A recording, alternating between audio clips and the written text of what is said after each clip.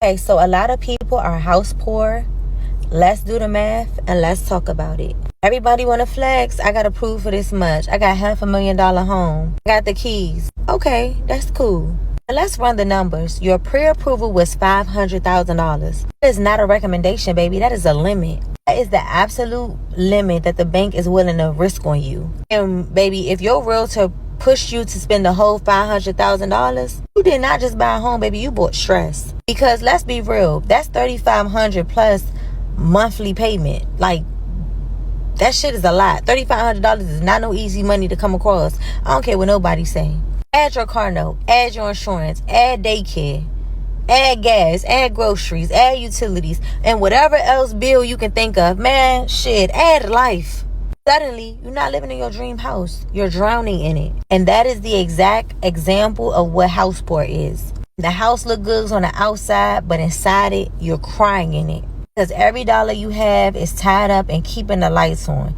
It's tied up in your house. You can't do shit else but live inside your home. And too many people fall into that trap because nobody told them how to build wealth. Nobody told them, like, slow your roll, take a chill pill, let's revamp and think about this. Just because you can buy up to $500K doesn't mean you should. But I'm going to tell you, because I'm not here to max out my commission on your expense. I'm here to make sure that you actually buy smart. Sometimes a smarter move is a $350K home instead of a $500K home. Sometimes it's holding back $100K so that you can actually have breathing room, so you can invest and so you can live. A lot of realtors not going to say this because they don't care if you house poor. As long as they not broke, they good. But me, I actually care because I wouldn't let nobody get over my mother. I wouldn't let nobody get over my father, my grandmother, my brother. I'm not letting nobody get on nobody that's close to me.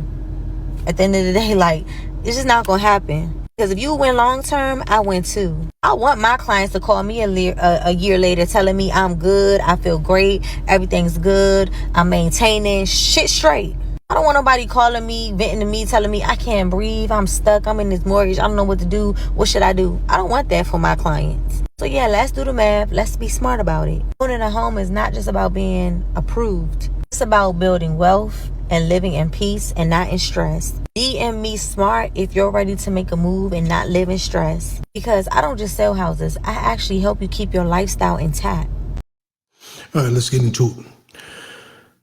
There's a lot of people out here that are currently house poor. They went and bought, like she said, $500 to $1 million house. You got a Mercedes or a BMW or a Range Rover or something expensive in the driveway, Audi or whatever it could be, something expensive in the driveway. You got kids, you got lights, and people forget about the property taxes that gonna go up every year or every other year when they do a reassessment on your house. People forget about the insurance that gonna go up on your particular house. So when people saying that their house mortgage went up a couple $100 a year, it's probably it's more likely it's only can be done to property tax or insurance. And some people got PMI. If you ain't putting the 20% down, you got PMI now. So that can add anywhere from $200 to $600 a month onto your house. And no telling when they're going to drop that. They ain't going to drop that PMI until you reach 20% of your loan. Till you paid off 20% of your loan, which could take you 10, 15 years. Because the first several years in that mortgage is straight interest. So there's a lot of people out here house poor. They don't want to admit it, but they're buying these big ass beautiful houses, beautiful, but they're miserable. They miserable. The lights off. They ain't got no internet. They ain't telling you that, or they got the lights on and got internet because they work from home, but they ain't got no food in the house. They're eating beanie weenies and noodles. You know what I mean? And then on top of that, you got people who want toys. Oh, I got to have a boat to go in my house. Oh, I got to have a brand new AT4 Denali out there, or a brand new King Ranch Ford F-150 to pull my boat. You know what I mean? It's so much bull crap that people is doing to try to make themselves look rich. And you causing it to yourself. Your house poorness is usually your own self-inflicted wounds. It's something that you're doing. That's on you. If you house poor, that's on you, because you don't need that shit. I tell people in a minute, do you really need a boat? I would like a boat, But if your interest on your money cannot afford you the luxuries in life, you can't have it. You don't need it. If you want to go out there and buy a brand new Mercedes or a brand new Hellcat, you should be making either your interest on your money or your side hustle should be able to pay for that. That should never come out of your main operation account, because those are considered luxuries. Now, everybody need a vehicle. Everybody need a vehicle. So why not go get you a little Toyota? Go get you a little Honda. They're not cheap anymore, not with the prices of these things, inflation. But at least they ain't cost you $80,000, $90,000, $100,000. I saw one Hellcat on the floor. I think like $98,000, $392. Whatever. My man was trying to say, man, this thing right here is bad, bro. This is awesome. I'm like, for who?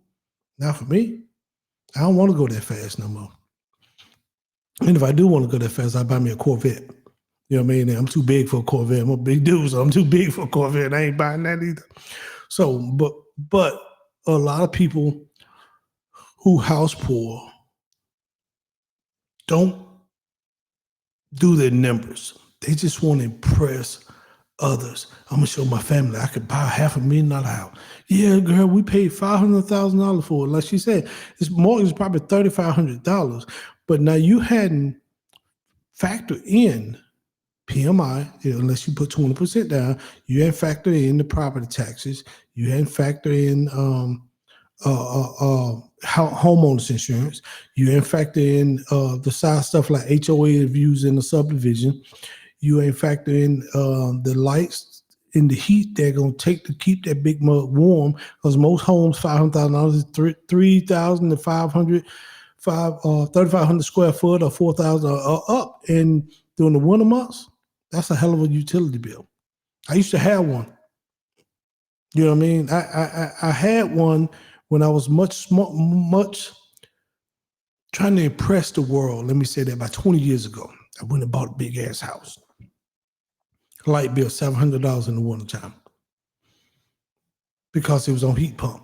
They're trying to heat a 3-level house. $700, $800, man, for killing me. So I had to get rid of that and do it all. Now I'm way much smarter. I have a very nice home, but I'm way much smarter and my finances is way much in order. I ain't trying to impress nobody else because I love where I live at. But people would go out there and try to impress their families. Try to impress their friends, and then take that mess back to the job, and somebody at the job get jealous with you, and now they talking about your ass, talking about getting rid of you. So that's what house poor. A lot of house poor, you did it to yourself. Or not only that, and then I'm seeing a lot of people who house poor, also house poor. They got these nice houses in these nice school districts and nice communities, which is great. But then you got to have your kid in every sport. Oh, he got to play AAU, which is $1,000. Oh, they got to do pro cheer, which is thousands of dollars. Oh, they got to play basketball and go to the training camp because this man who he was a former NBA player, so he gonna get them 20 sessions, which is about $2,000. Now you trying to give your kid a head up, which he's sorry as hell in sports, but you hoping he can make it or make it the team, so you willing to put all this extra money on these credit cards, and now you running up your credit cards. Credit cards on top of mortgage. Your ass house poor. Exactly. Now that person got to work. You got to work around the clock, or your husband got to work around the clock, and y'all ain't got it. Let's just be honest. So a lot of people put themselves in that position in a filing bankruptcy because there's no way out. You just don't make enough to sustain the lifestyle that you really want to live. So you end up checking out with bankruptcy. That's it, man. Maybe I'm Sherelle. Don't be house poor. Don't be one of these people out here house poor, living high and hog, or what they call it, living a champagne lifestyle on a beer budget. There's a lot of people out here like that. Champagne, but beer budget. Man, drink your beer, be happy, call it good. With that said, maybe y'all Sherelle. Until next time. Shalom, everybody.